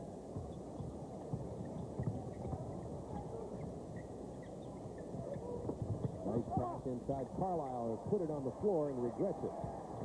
Robert Smith is also, and it's controlled by Dallas. Out of there comes Detlef Shrimp. Boston 2-on-1 here. Carlisle to the tail. Off his knee. Well, the 7-footer, Uwe Blab, did a good job that time intimidating him, forcing the extra pass, and as a result, the turnover. Bob, I'm impressed. You do know about this game, Steve. You told me you weren't a great player. When that bounce, when you talked about the bounce on Carlisle, you're exactly right. If he hadn't taken the bounce, he would have had the layup. Well, I'm going to be listening to you all year. I know one thing. I'll know a lot more by the time the season's over. Al Wood in the paint, and it's blocked by McHale, and he's fouled. Wood will go to the line. You see, so many teams now have really gone to the two-man game. They like to run that action. It's something that I used to love to do when I played, and a lot of teams really went away from it for many years, and now they seem to be going back to it because it really is a very difficult play to defend. And now with the illegal defense put in, the team can slough back in and clog that middle up, and you can create a lot of opportunities if the team does not communicate defensively and play the proper type of defense against it. Al Wood misses the front end of his free throws, gets the second one, and it'll fall. You don't see many North Carolina players miss a lot of free throws.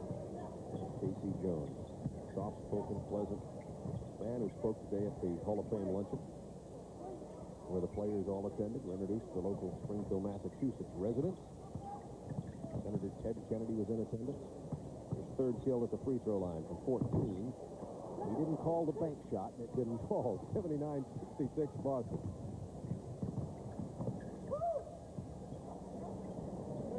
Flop against third kill. Turnaround won't go, but he's fouled, and it will be the third kill or McHale. And it's going to be McHale.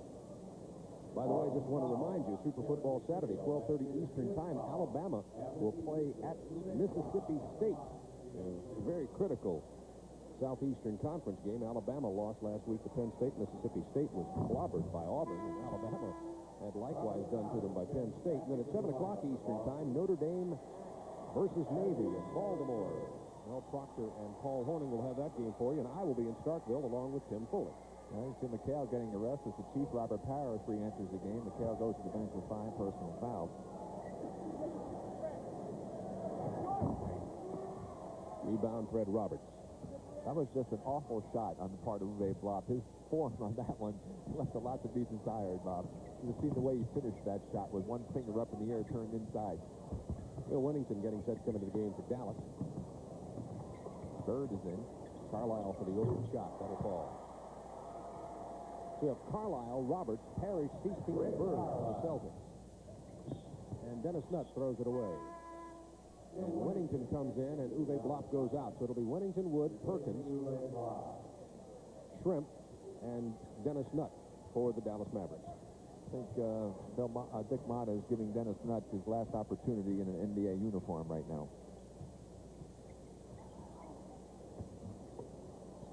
Seasting, ill-advised pass attempt to Roberts, knocked away by Sam Perkins. Back comes Dennis Nutt. 81-66 Boston. Nutt takes it inside. It won't fall, but the foul will be called on Seasting, and Nutt will go to the line.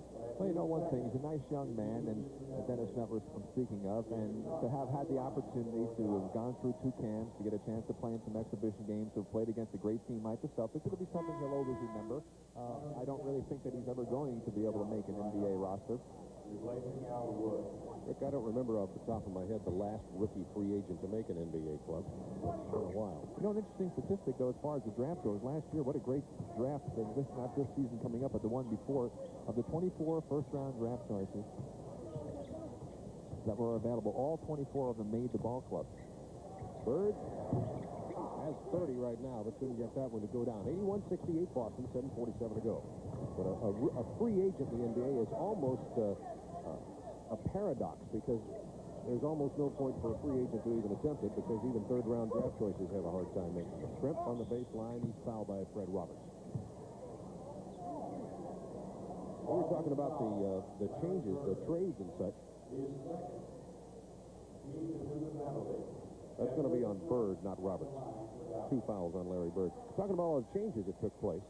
6 teams changed coaches during the offseason also, and Doug Collins went to Chicago. He's the youngest coach in the NBA, 35 years old. I wouldn't want his job, though. That's the tough one. That's the tough one. You've got, well, ownership controversy, you might say. And he's got a lot more problems than that. He's got player problems. Lack of, say, Michael Jordan. And then it gets tough. 81-7, 11-point Celtics lead with 7:25 to go. Jackson, then you can see the quickness that he has. Here's Carlisle doing what he does best. And now he seems to be heating up a little bit after being cold from the floor when he came into the game. Carlisle has 7 points now.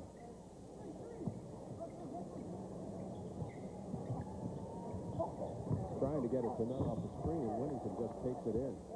He's fouled. Well, he got Robert Parrish to become airborne and took advantage of him. And Doug Collins went from the TV booth to the coaching arena, so I don't know if that means that I'll have an opportunity to coach, but I doubt it. I didn't get a chance to play like Doug Collins. I remember, of course, I think everybody remembers Doug Collins probably best from the U.S. Olympic basketball team, even though he had a good pro career through, shortened by injury. Parrish loses it. Perkins up with it. Dennis Nutt on the run. I tell you, the Celtics don't have this game won by any stretch of the imagination with 6:40 to go, and Dallas only trailing by 11 points. You see number 6, Myron Jackson, is in. Wennington, and he scores, and it's 83-74. Now a 9-point Celtic lead, and right you are, Rick Barry. And you've got a couple of guys in there, the youngsters for Dallas, who are trying to make the team. They're going to be playing their hearts out. You can bet on that. But you can't beat the good shooting. It's Easton and Carlisle, the Celtics perimeter players. And it's 85-74, back to 11. That's an area of the game that the Celtics have improved on dramatically. One of the reasons they won the championship last year, that was an area they had a weakness. This fight by Carlisle over the screen by Shrimp. Dennis Nutt, unorthodox shooting style. He starts that thing from down around his waist, finishes at the end of his jump. Looks to be easy to block, but he has a quick release, and the foul on Carlisle. Now, I think that should be the two-shot foul because that steal was made by Jackson. He was in front of Carlisle. Carlisle just grabbed him, and that's exactly, I think, what they're going to do. It will be a two-shot foul for Jackson, and they will get the ball on the sideline. But first, we've got to time out, and it's 85-76, and the Celtics have not wrapped this one up yet.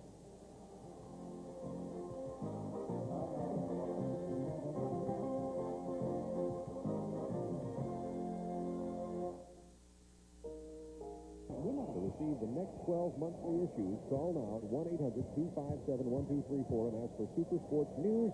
You'll be glad you did. Well, that doesn't help because, and you can take a look at that address again in case you missed it. Super Sports News, Post Office Box 89162, Atlanta, Georgia 30312, or call 1-800-257-1234. So Jackson's two missed free throws, Bob, that hurts. Not missing some three-point range. Rebound Sam Perkins. Shrimp trying to push off there against Bird, spinning down inside, but Larry playing strong, and Boston get the rebound. No movement in the Dallas offense that time. Everybody was stagnant, and they wound up taking a bad shot. And a chance to close that gap to 7. 85-76 Boston. Parrish has to go right between his legs, and they're going to say it went off of Winnington, so it'll stay in the possession of the Boston Celtics. They're the scoring leaders in the game.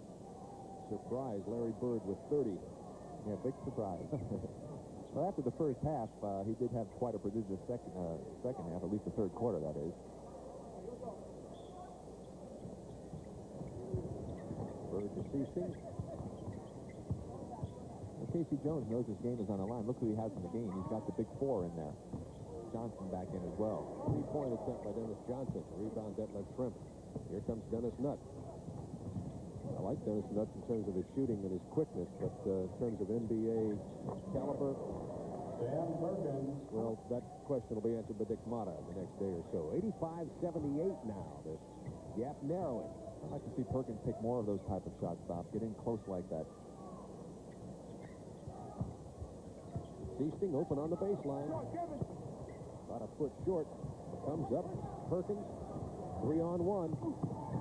Myron Jackson with a left-handed layoff. Nice judgment. And it's a 5-point game all of a sudden. Hey, these two teams, look at the boys wiping the court up out there. They have to stop the game the ball, boys. And you know what? I like his poise. The young man came out to do his job, and he looked at these guys like, what are you doing in the middle of my court? I'm not leaving. It's simple. Here we go again. Look at this. Dennis Johnson looks. Here he is. He lets him run by. Says, hey, I'm wiping up the court, fellas. Come on, give me a break. And he says, what do you want from me? I'm wiping the court. Plus, I'm open at the free throw line. He had his chance. If they'd got him the ball, he could have shot.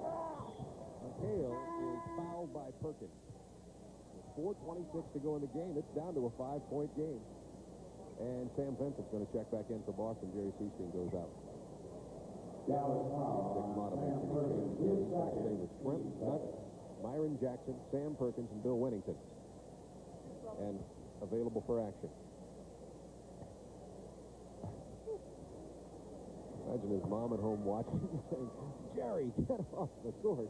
Or Chuck or Jim or whoever. McHale hits the first, and it's a 6-point game. Listen, the guy should be a mailman. A mailman? Well, yeah, because the mailman always delivers, right? Gets the job done. Jimmy the mailman doing a good job. Here's Detlef Shrimp. 7-point game. Dallas controls the room. 5 again. Nutt takes it down in the land of the Giants. With the left hand. With the left hand, showing Larry Bird that he has a left hand as well. And double figures. He has 10 points. Dennis Nutt, only 6'2", 170 out of Texas Christian. I wouldn't be surprised to see him playing in the CBA this year. What a young-looking face when you get a shot close-up of him again. And he looks like he's in high school. 16, 17 years old. 87-82, 5-point game. And a foul on Perkins coming over McHale from behind. You see, that's a silly foul, something Sam will learn. I mean, he hasn't played all that long in the NBA. I mean, McHale's so far out in the court, why would you want to challenge the pass out there, especially with your team only 5 points down, 3:57 left to play. Here's Bird. It's a 3-point shot. It's good. He was just inside the line. 89-82, 3:50 to go. See, that's what makes it so tough. McHale's inside, and you want to go double on him, but you really shouldn't with Larry Bird out there open. 32 points for Bird in the game. Myron Jackson hits the open man, but not open for long. Good Celtics defense. Wennington spins against Parrish. Parrish fouls him. Wennington will go to the line. Tarpley back in. 4 on Parrish. That's his 4th foul, the team's 5th. See, Dick Motta's kind of pulling something that Casey Jones did, and Friday it's like a reverse role here because the Celtics have gotten the game back close to with a little bit more time left than this, a 7-point game, which is exactly what it is now. And Casey took all of his starters out and put the reserves in, and Dallas had a lot of their frontline people in. So it's reversed now. You've got the top 4 players for the Celtics in the ball game, and you've got the reserves in now for the Dallas Mavericks. So Dick Motta figured turnabout is fair play, and it is a 5-point game.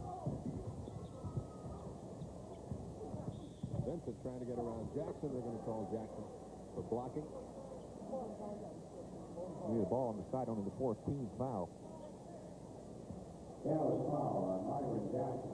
Good defense right here by the Mavericks to make things very interesting if they can come up with the ball, and it's off of McHale.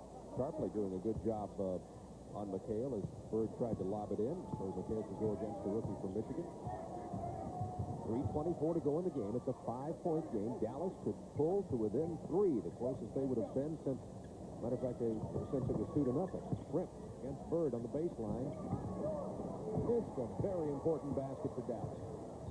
Well, credit Larry Bird with good defense. He didn't take any mistakes when Shrimp threw at him. Nice pass to Dennis Johnson. Tarpley with the block. Bird. Yes. So Dallas had a chance to pull to within 3, and now it's 91-84 Boston. 2:45 to go. Shrimp all alone against Bird. Myron Jackson swings it over to Tarpley. Tries one for 15. It's good. He can shoot that shot, bro. When he takes some time and gets set, you can see a very good form on the shot. And another chance for Dallas if they can come up with the defensive effort. And he's got to have some kind of shot there to play an effective power forward. Right, Rick? Yes, he does. And he's got to develop the inside game. And McHale, batted away by Wennington out of bounds, belongs to Boston with 2:16 to go. And now Anthony Welch comes into the ball game. Welch, the rookie from the University of Illinois. And let's see, Myron Jackson's going out. Nutt is also going out.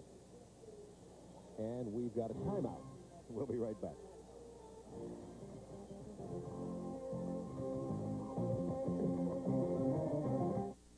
Into Buck Williams.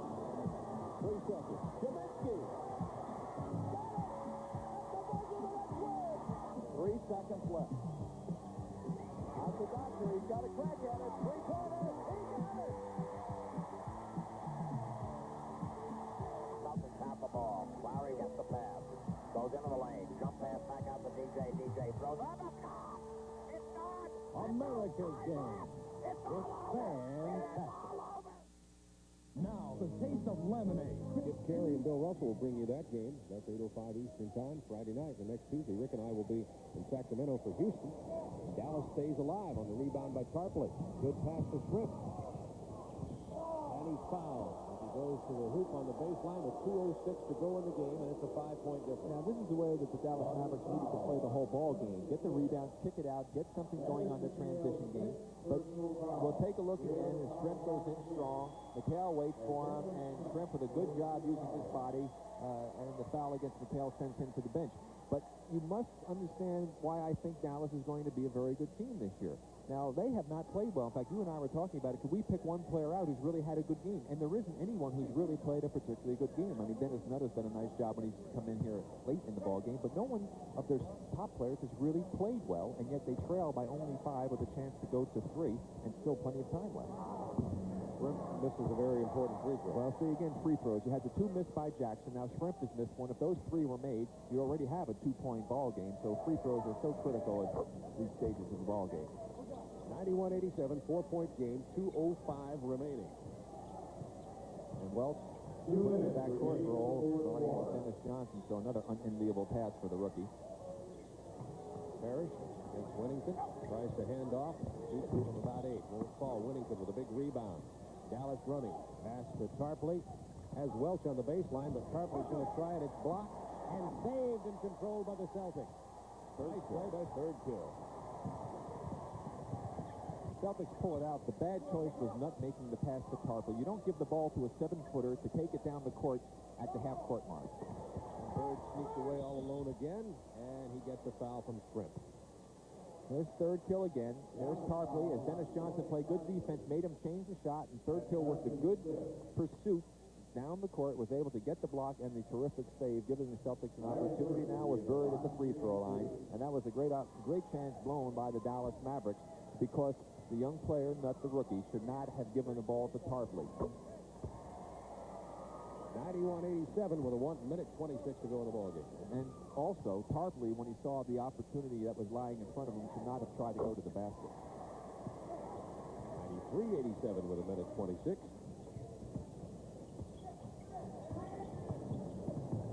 Still time if Dallas can score. And Dennis Nutt has to foul Sam Vincent as Vincent picks his pocket. And watch the play again.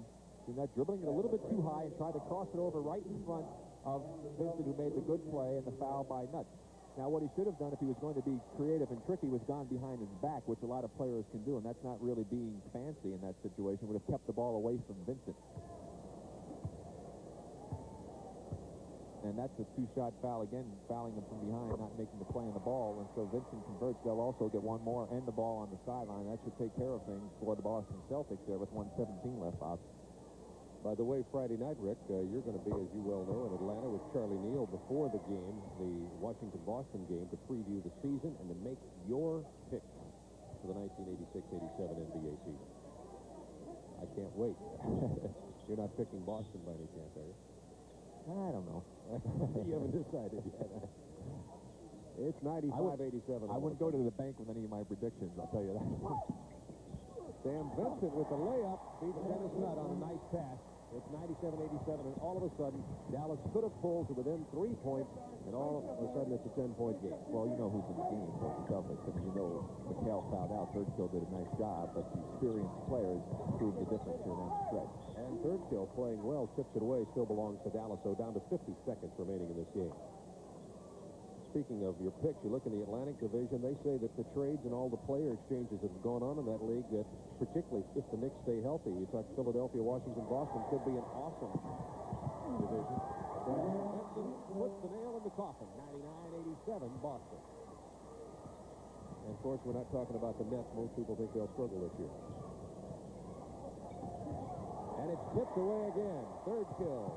Shrimp fouls it. He'll go to the line. 12-point Boston lead, 31 seconds left. And again, the 2-shot foul with the ball on the side as Shrimp committed a silly foul in that instance. No sense taking a chance of hurting the player. We'll watch the good steal. Third Kill with a couple of very nice defensive plays here in the late stages of this ball game. And there's Shrimp committing that silly foul. You really hate to see that because, I mean, the player's livelihood is on the line here, and you really have no chance. And hopefully he'll think about that and not make a play like that again in the rest of his career. The reason I have a lot of not only sympathy but empathy for things like that is because that's how I got my first major injury on a silly play like that. 100-87, Boston. 29 seconds to go. Parrish is fouled. And it's down to 26. Winnington, I believe, got him. We were talking about the Atlantic Division. Central Division, Bucks got Jack Hickman. So what I'm trying to do, Rick, is I'm trying to pull some of your picks. I'm not giving you anything, Bob. I'm not giving you anything. That's okay. Keep going. That's true. They did how get about the Hickman. Hawks? So what do you think of that? I think Hickman will give them the center that they've been kind of missing. And Oh, okay. That's going to make the Bucks Very awesome. Okay. Although I think the most improved team in that league will be the Hawks. Although Detroit with Dantley, and I hear that, of course, Ron Seller's there, and I hear that Georgia Tech's the fine forward center came out of Georgia Tech, who I saw so many times, John Sally. Rodman, playing well. Their second-round pick, Rodman, has been very impressive. He had a great game in the Garden on Saturday night. And then there's Indiana, Cleveland, and Chicago. I don't think I'm not picking that. 10 seconds now. Boston ball. That was Welch with that one. Nice move by the rookie. He also may be getting his last taste of wearing a green and white uniform, or a green and blue and white. We've seen enough green tonight here. Before we go, as they kick off the final second, quickly in the Pacific Division. Anybody beside the Lakers? I'm not giving you anything, Bob. Let's try to get a scoop here. Well, Rick, I've enjoyed our first game working together. We'll have plenty of them during this NBA season, and we'll be back with our player of the game right after this.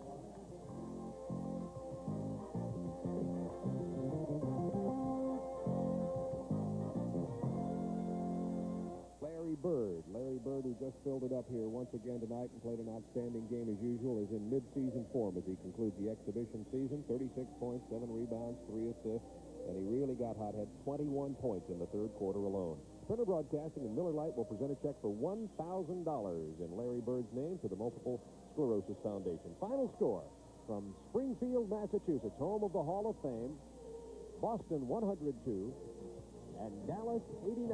For Rick Barry, this is Bob Neal speaking for our entire TBS crew, saying so long, everybody.